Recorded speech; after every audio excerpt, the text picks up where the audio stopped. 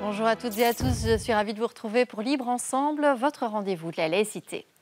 Résister, qu'est-ce que ça signifie encore aujourd'hui? Contre quoi, contre qui résiste-t-on? Au nom de quoi, au nom de qui? Pour défendre quels idéaux? Et pourquoi refaire du 8 mai un jour férié? Autant de questions que l'on va se poser aujourd'hui avec nos trois invités. Alors déjà, bonjour à tous les trois. Tout d'abord, donc Agnès Graceffa, vous êtes historienne au Musée des Résistances, un musée situé à Anderlecht et qui est en pleine rénovation. Musée qui a d'ailleurs changé de nom, hein. Vous êtes passé de musée de la Résistance au musée des Résistances. Vous nous expliquerez pourquoi tout à l'heure. Et vous avez également collaboré avec le Centre d'action laïque à la création d'un dossier pédagogique qui s'appelle Résister aujourd'hui. Et donc à vos côtés, donc Lionel Rubin, vous êtes chargé d'études au Centre d'action laïque. C'est vous qui avez coordonné la création de ce dossier, lequel qui soutient également la coalition 8 mai, donc une coalition qui veut refaire du 8 mai un jour férié pour célébrer la résistance, pour lutter contre le fascisme. Et enfin, Selviano Schifo, bonjour, vous êtes secrétaire général de la Fédération des étudiants francophones, la FEF, qui soutient également cette coalition 8 mai et qui a fait de la lutte contre l'extrême droite un de ses chevaux de bataille. Alors, je vous propose de commencer peut-être avec un peu d'histoire avec vous, Agnès Graceffa. Quand on évoque le mot résistance, j'ai l'impression qu'on pense naturellement d'abord à la Seconde Guerre mondiale. C'est de là, en fait, que vient le mot résistance ? Alors, résister, c'est vraiment s'opposer à une situation que l'on trouve insupportable. Et donc, c'est une réaction presque épidermique qu'on va avoir et qu'on va ensuite conceptualiser.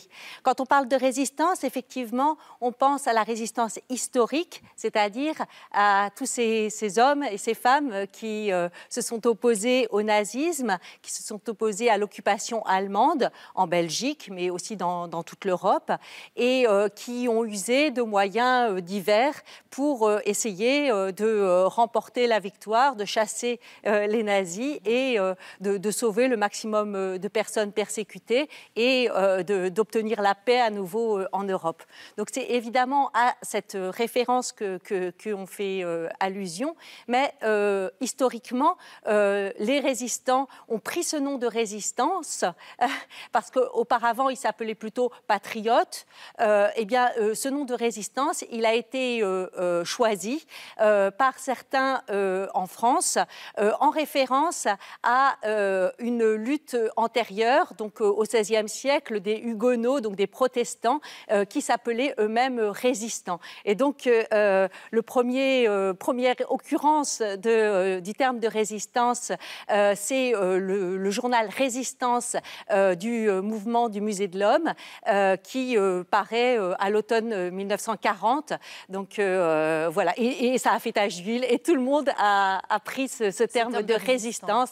Et à partir de ce moment-là, ça a été le terme consacré pour qualifier tous ceux et celles qui luttent contre l'occupant. D'accord. Alors, je l'ai dit en introduction, hein, votre musée, il est passé du musée de la Résistance au musée des Résistances. Ça veut dire que la notion de résistance, elle a quand même évolué, qu'aujourd'hui, ça englobe encore plus de choses? Alors, je ne dirais pas que la notion en elle-même a évolué. C'est plutôt que nous-mêmes, on a souhaité connecter le musée encore davantage à la situation actuelle. Et il faut savoir qu'en 1972, quand d'anciens résistantes et résistants ont souhaité ouvrir un musée de la Résistance, à l'époque, c'était musée de la Résistance nationale, en Belgique, à Anderlecht exactement, puisqu'on est situé 14 rue Van Lint à Anderlecht. Donc quand ils ont souhaité ouvrir ce musée, c'était vraiment pour préserver l'héritage de la résistance et le transmettre aux jeunes générations. C'était ça l'impératif. Et en fait, cet impératif, il est toujours actuel aujourd'hui. Et on a voulu, en fait, en disant les résistances et non plus la résistance, exprimer le fait que ce n'est plus seulement contre le nazisme, mais c'est aussi contre toute situation qui est insupportable, c'est-à-dire privation de liberté, discrimination, mais aussi la lutte pour l'écologie, la lutte pour le validisme. Donc toutes ces choses qui sont essentielles aujourd'hui et qui sans doute parlent plus aux jeunes générations que la stricte histoire de la Seconde Guerre mondiale. Alors du coup, la jeune génération, elle est à côté de vous, Selviano Schifo. J'ai envie de vous demander, effectivement, ça représente quoi pour vous, cette idée de résistance, la notion de résister, ça veut dire quoi pour vous aujourd'hui? Mais il y a quand même quelque chose d'assez intéressant et d'important dans le fait de résister, c'est le fait de faire collectif, de s'unir ensemble autour d'une thématique pour résister face à quelque chose. Et donc voilà, là on voit qu'à l'heure actuelle, la jeunesse s'unit et résiste pour défendre une certaine vision de l'enseignement supérieur notamment.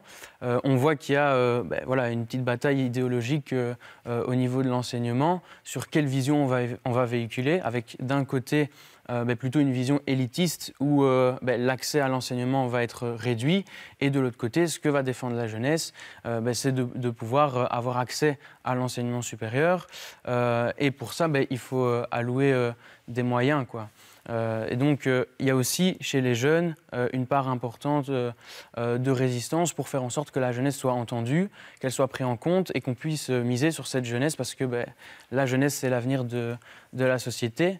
Et donc, en tant que jeune, on résiste aussi pour ça. Voilà, on voit qu'au niveau de l'enseignement supérieur, en tout cas, il y a quand même un problème de financement. On est dans un système d'enveloppe fermée. Ça veut dire que chaque année, le budget qui est alloué à l'enseignement supérieur est identique, alors que le nombre d'étudiants, lui, il augmente. Et donc, on constate un sous-financement de l'enseignement supérieur. On est à moins 24% par étudiant en UNIF, moins 10% en haute école. Et donc ça a un impact direct sur les étudiants, mais aussi les professeurs qui sont dans le même bateau, avec des établissements qui sont plus délabrés. Et aussi avec des grandes classes et ça a un impact sur la pédagogie, la qualité de travail pour les profs et la qualité d'études pour les étudiants. Donc voilà, il y a plein de façons de résister. Oui.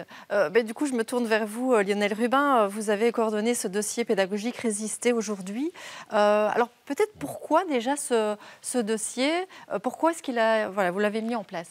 Mais donc l'idée, c'était de faire ça avec le Musée des Résistances et de s'interroger, de donner des outils, en tout cas de critique et d'exercice de l'esprit critique aux étudiants pour s'interroger sur le concept de résistance. Parce qu'on l'a dit, c'est effectivement une idée, un concept en fait qui nous vient de la nuit des temps. En fait, depuis que les hommes sont appelés à vivre ensemble, il y a effectivement des manières d'envisager de vivre ensemble, et donc il y a des résistances qui se font jour. Et donc ça a été illustré évidemment par la période 40-45, avec ces hommes et ces femmes, on l'a dit, qui se sont levés contre l'envahisseur.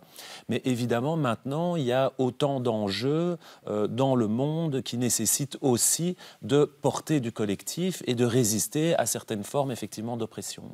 Alors ça, c'est effectivement toute l'idée, c'est d'interroger, de pouvoir, avec ce dossier pédagogique, exercer son esprit critique et aussi soumettre les élèves en fait à des débats, à des questions. Nous, on pose pas, on n'est pas dans des postures morales, on ne dit pas ce qui est bien et mal. La seule chose qu'on amène, c'est que effectivement, on estime que le concept de résistance se justifie s'il y a une dimension collective, on en a parlé, et donc un intérêt supérieur du grand nombre, ça c'est une première chose. Et puis il y a aussi certaines valeurs qui sont les valeurs d'égalité, de liberté, de solidarité, qui doivent effectivement prévaloir. Et j'en termine, mais si je ne paye pas mes impôts, ce n'est pas spécialement un acte de résistance. On contrevient à la loi et on pense avant tout à soi. Par contre, si on se lève, par exemple, pour un enjeu climatique, un enjeu de défense des piliers démocratiques, là, effectivement, il y a l'intérêt supérieur qui intervient et donc on peut rentrer dans un acte de résistance. Oui, parce que, par exemple, dans ce dossier, il y a plusieurs situations qui sont données et il y a notamment l'attaque du Capitole par les partisans de Donald Trump en janvier 2021, donc partisans qui ne reconnaissaient pas la victoire de Joe Biden.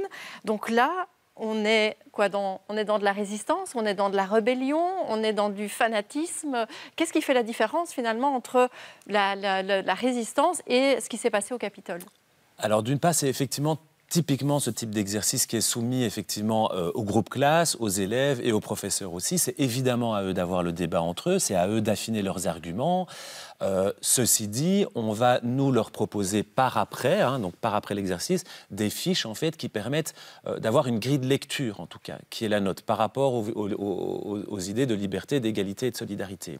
Et donc, à notre sens, mais ceci dit, on ne le dit pas dans le dossier pédagogique évidemment, mais l'invasion du Capitole en fait relève d'une certaine forme de fanatisme parce qu'on attaque ici un processus démocratique. Il y a eu des élections qui ont été reconnues, qui ont été validées, et on a une personnalité qui se transforme en chef de guerre et qui appelle à l'invasion d'une institution démocratique. Et donc, selon la grille de lecture d'un acte de résistance, on n'est pas là pour protéger l'intérêt du plus grand nombre. On est un chef de guerre qui envoie ses membres, ses adhérents, en fait, envahir en fait, et saper un processus démocratique. Et donc, évidemment, c'est là tout l'enjeu, c'est de réfléchir à ces concepts-là et de pouvoir avoir une grille de lecture, en tout cas, qui est cohérente et qui correspond évidemment à la dimension collective. Agnès Graceffa, le musée, vous l'avez dit, il a été créé en 1972, à un moment où on était déjà dans un contexte de rejaillissement des extrémismes, de l'extrême droite, du fascisme par certaines formes. Et donc, évidemment, aujourd'hui, on est encore dans cette situation parce qu'on disait on élargit le concept de résistance, mais quand même, on reste dans une résistance contre certaines valeurs démocratiques, contre, effectivement, le fascisme, le fanatisme, des choses comme ça? Tout à fait, tout à fait. Il y avait véritablement, donc en 72, cette volonté de se préserver d'un nouveau danger. Et ça, dans tous les écrits que les anciens résistantes et résistants ont laissés pour expliquer leur action, c'était vraiment central. Et c'est vrai que des sujets contre lesquels s'indigner, contre lesquels, pour lesquels s'engager, pour changer évidemment ce qui ne va pas.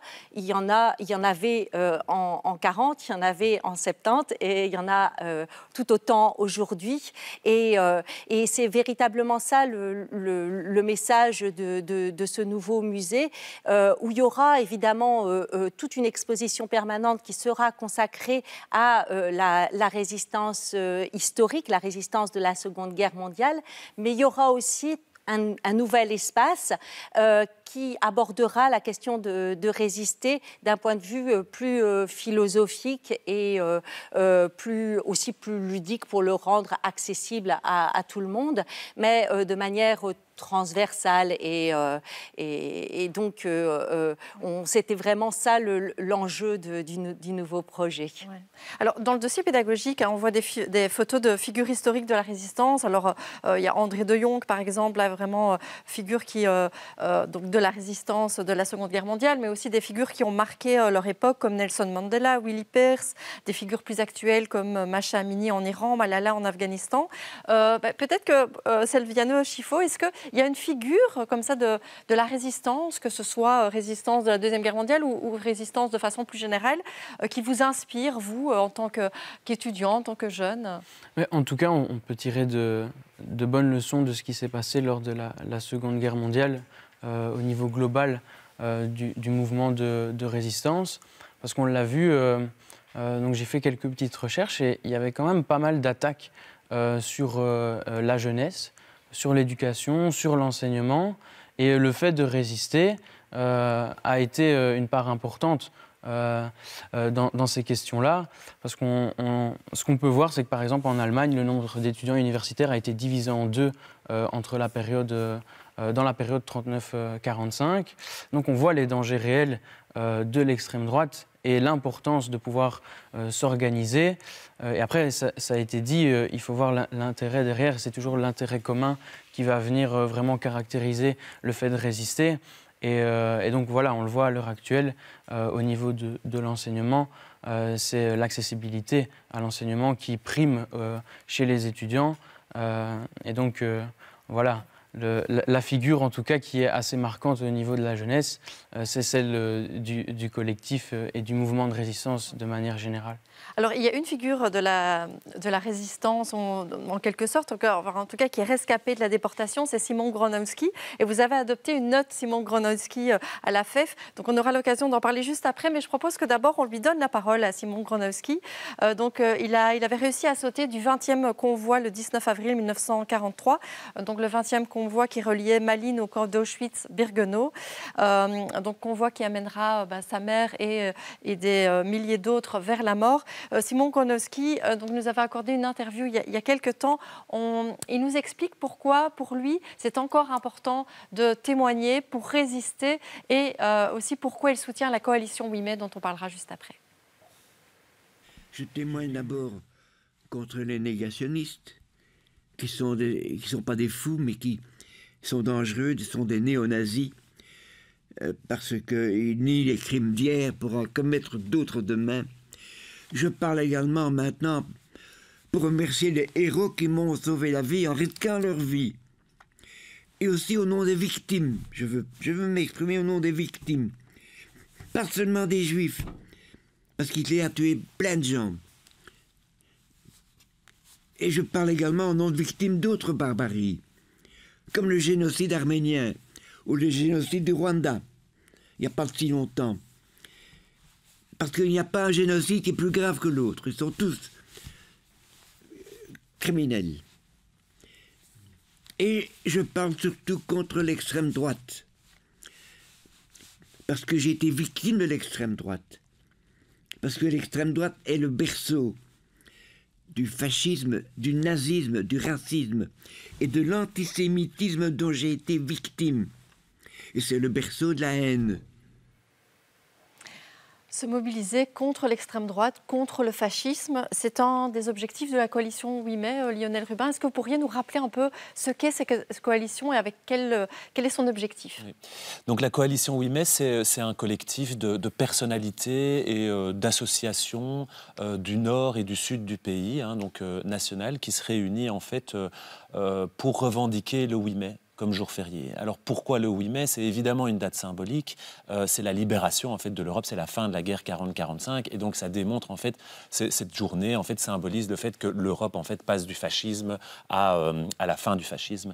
Et donc forcément, dans un contexte actuel où partout en Europe on a la montée des extrêmes droites, par ailleurs en Belgique aussi, en particulier dans le nord du pays, mais ça arrive de plus en plus dans le sud, on s'est réunis et on essaye de sensibiliser effectivement la population à la montée d'extrême droite et à la lutte contre le fascisme. Et donc c'est essentiellement là-dessus, c'est vraiment la lutte contre l'extrême droite qui nous réunit avec comme objectif symbolique effectivement le 8 mai comme jour férié. Comme jour férié. Et donc au niveau de la FEF, la Fédération des étudiants francophones, vous soutenez, vous êtes membre de cette coalition 8 mai, vraiment aussi dans cette idée de soutenir la lutte contre l'extrême droite?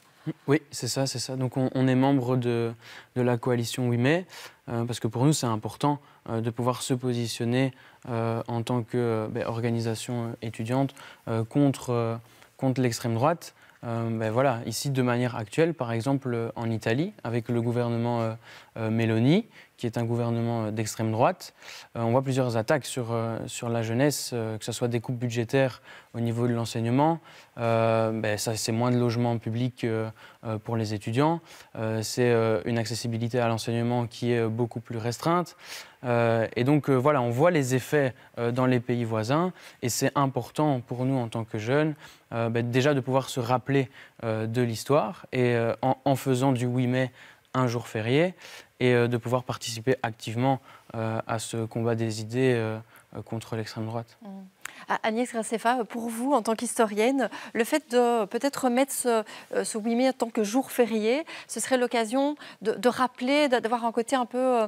de rappeler l'importance de lutter contre ces extrêmes, l'importance de cette date qui peut-être ne parle plus à certains, où on se dit, tiens, qu'est-ce qui s'est passé encore le 8 mai? Pourquoi est-ce que cette date reste symbolique pour vous en tant qu'historienne? Vous avez tout à fait raison, elle est tout à fait symbolique et effectivement, en tant qu'historienne, elle a tout son poids soit pour moi, mais je pense que le témoignage de Simon Gronowski était particulièrement éloquent à ce sujet parce qu'il faisait bien le lien entre ce qu'il a vécu lui dans sa propre histoire familiale, l'anecdote presque, hein, même si une anecdote tragique, mais ça reste une petite histoire, quelques moments, et puis ce que ça signifie au regard de l'histoire globale et comment est-ce qu'il inscrit ça dans la réalité d'aujourd'hui et le fait que nos libertés, elles risquent toujours d'être menacées, elles ne sont jamais acquises à 100% et on peut toujours aller plus loin dans la lutte contre les discriminations, dans la lutte pour la paix, hein. La guerre est là partout dans le monde. Donc les enjeux, ils sont partout. Et en fait, l'exemple, en fait, il y a une force d'exemplarité très forte dans ce qu'ont fait ces hommes et ces femmes en 1940 et par la suite, et qui l'ont fait de manière extrêmement courageuse au péril de leur vie, eh bien, cette exemplarité, elle doit nous inspirer, en fait, aujourd'hui. Oui, j'imagine qu'effectivement, la FEF, quand vous avez intitulé cette note donc, contre l'extrême droite, la note Simon Gronowski, donc vous l'avez adoptée le 12 février 2023, mais il y avait aussi cette notion de se rappeler, prendre l'exemple de ces figures de la résistance qui doivent vous inspirer aujourd'hui. Oui, c'est ça. Et dans cette note, on rappelle les faits historiques. On fait le lien aussi avec le rôle que la représentation étudiante a eu dans le mouvement de résistance. Et notamment, par exemple, à Bruxelles, Square G, on sait que le groupe G, par exemple, a été très actif en termes de résistance. Il y a toujours des commémorations chaque année au Square G, donc à l'ULB. Tout à fait, c'est ça. Et aussi, ce qu'on a voulu mettre en avant, c'est faire des liens actuels avec quelles seraient les conséquences de l'arrivée de l'extrême droite au pouvoir pour la jeunesse, pour le monde de l'enseignement. Et on clôture sur plusieurs revendications, dont le fait de remettre le 8 mai à l'agenda des jours fériés, auquel il appartenait auparavant d'ailleurs. Donc c'est aussi important de le rappeler. Avec notamment des actions sur les campus, parce que vous allez faire différentes actions sur les différents campus du pays. Oui, c'est ça, notamment à l'ULB, où il y aura toute une journée commémorative le 8 mai. Donc c'est vraiment important que la jeunesse puisse prendre part à ces actions-là et de participer à ce mouvement et de montrer que c'est par l'unité qu'on va pouvoir arriver à mener cette bataille contre l'extrême droite. Lionel Rubin, que ce soit via la coalition 8 mai ou ce dossier aussi Résister qui nous invite à réfléchir qui nous invite à réfléchir à cette notion de résistance, l'idée c'est effectivement de sensibiliser les jeunes encore au risque de l'extrême droite. On est toujours vraiment dans cette sensibilisation. Oui, nous, au Centre d'action laïque, en tout cas, c'est un des fondamentaux. Hein, quand dans la lutte contre l'extrême droite reste vraiment un pilier de l'ADN. On sort d'une campagne d'éducation permanente, en fait, qui était liée aux extrémismes de manière générale. Et il y a eu évidemment une petite excroissance dans cette campagne d'éducation permanente sur un focus, on va dire, sur la lutte contre l'extrême droite, eu égard forcément aux sondages et aux résultats électoraux auxquels on peut s'attendre pour le 9 juin, en particulier dans le nord du pays. Et donc l'idée, c'est effectivement de sensibiliser la jeunesse, mais aussi en fait tout le monde, parce qu'il n'y a personne qui est immunisé, et encore moins les adultes, quand on regarde en fait les tendances de vote. Donc ça, c'est important. Donc c'est immuniser tout le monde. Par contre, dans ce dossier pédagogique, il y a évidemment l'idée de, par des outils critiques, et là je vais faire directement le lien aussi avec le cours de philosophie et citoyenneté, c'est évidemment donner des outils pour aiguiser son esprit critique et apprendre à se forger une opinion au regard des valeurs d'égalité, de liberté et de solidarité. Parce que ça s'apprend, parce que c'est pas inné et que effectivement ça s'apprend de contextualiser des informations, de comprendre, etc. Et j'en viens effectivement à faire ce lien avec le cours de philosophie et citoyenneté, pour lequel plaide le Centre d'action laïque depuis maintenant de nombreuses années. C'est de nouveau l'idée d'offrir 2 heures de démarche philosophique, en fait, d'apprendre aux élèves, en fait, durant l'ensemble de leur scolarité, à avoir une démarche philosophique autour de la citoyenneté. Et donc, dans ce cours, le référentiel est assez ambitieux et complet. On apprend effectivement ce que sont les institutions démocratiques, comment fonctionne un processus de vote, etc. Et tout ça, évidemment, tous ces éléments agrégés vont permettre aux élèves et à la jeunesse, évidemment, de prendre le relais et de continuer, en fait, on va dire cette résistance, ou en tout cas cette défense de nos piliers démocratiques et de nos socles démocratiques qui, on le voit en Europe, mais aussi en Belgique, en fait, sont attaqués. Et j'en termine, mais il y a évidemment le fait de lutter contre l'extrême droite, mais on voit aussi qu'il faut défendre notre état de droit et que de plus en plus, on n'est pas loin, à certains moments, effectivement, de telles personnes qui ne respectent pas les décisions de justice, tel ministre qui s'assied sur 8000 condamnations, par exemple, de l'État belge en matière de droit d'asile. Et tout ça, évidemment, ce sont des choses qu'il faut remettre au devant de la scène pour dire attention, ne donnons pas justement à manger à l'extrême droite, quoi. Oui. Et alors, dans la note de la FEF, dans cette fameuse note Simon Goronowski, il y a aussi un point sur le fait qu'il faut continuer à enseigner le fascisme, etc., aux étudiants. Mais, alors, c'est enseigné à l'école, mais ça peut se faire aussi via le musée. Je reviens vers vous, Agnès Graceffa, parce que donc, ce musée qui est en rénovation, dont on va peut-être voir ou qu'on a peut-être déjà vu quelques illustrations de ce que sera le nouveau musée qui devrait ouvrir en mai 2025, ce sera aussi une manière d'éduquer, d'informer les jeunes et moins jeunes aussi d'ailleurs sur l'histoire. Oui, tout à fait. Il y a évidemment les cours d'histoire qui sont irremplaçables, mais le fait de se trouver confronté à des objets qui ont servi en fait dans la réalité, dans la matérialité à la résistance, à fabriquer des journaux clandestins, à les diffuser, à faire des transmissions depuis la Belgique jusqu'à Londres pour transmettre des renseignements, des petites boîtes qu'on accrochait à la patte des pigeons pour envoyer des messages, enfin toutes ces choses-là qui rendent beaucoup plus réelle en fait cette résistance durant la guerre et qui, je pense, peuvent permettre à la rendre plus accessible à la jeunesse et puis toutes les personnes évidemment qui sont intéressées par cette histoire. Il y a d'autres endroits évidemment en Belgique où on parle de la résistance